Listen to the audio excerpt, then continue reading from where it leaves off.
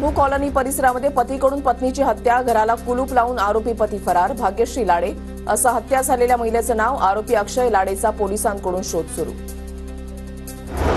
पाण्याचा अपव्यय टाळण्यासाठी पाटबंधारे विभागाकडून चंद्रपूर पॅटर्न राबवण्याचा निर्णय, बंद नलिकेच्या माध्यमातून शेतकऱ्यांना सांदपूर जलाशयाचं पाणी मिळणार.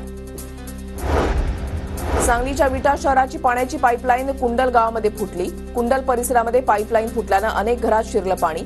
घरामध्ये पाणी शिरल्यानं घरातील साहित्याचं नुकसान.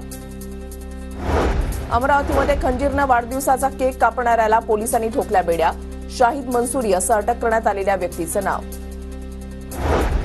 डोंबिवलीमधल्या महानगर गॅसचा पुरवठा 8 जानेवारी रोजी बंद होणार. दुरुस्तीच्या कामासाठी गॅस पुरवठा सकाळी 11 ते संध्याकाळी 6 या वेळेमध्ये बंद राहणार.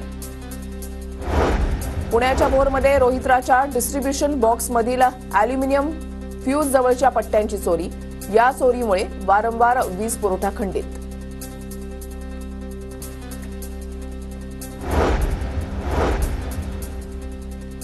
पुण्याच्या तळेगावमध्ये बेकायदेशीररित्या राहणाऱ्या 3 बांगलादेशींना अटक. तळेगाव एमआयडीसी हद्दीमध्ये दहशतवाद विरोधी पथकाची कारवाई.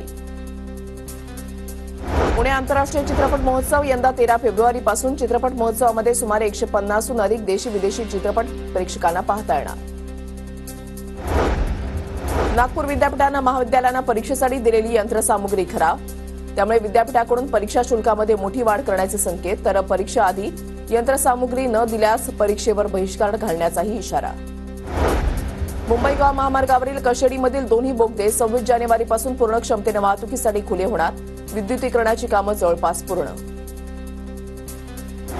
मुंबईतील हवेची गुणवत्ता मध्यम श्रेणीमध्ये. मुंबईच्या काही भागामधील हवेच्या गुणवत्तेची समाधानकारक श्रेणीमध्ये नोंद, तर घाटकोपरमधील हवा वाईट श्रेणीमध्ये.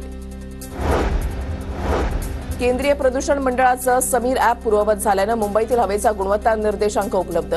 समीर अॅप 31 डिसेंबरपासून तांत्रिक अडचणींमुळे बंद होतं. कल्याण डोंबिवलीमध्ये वर्षभरात घडलेल्या 3044 गुन्ह्यांपैकी 78 गुन्ह्यांची उकल. महिलांवरील बलात्कार, विनयभंग आणि अपहरणाच्या एकूण 514 गुन्ह्यांचा समावेश.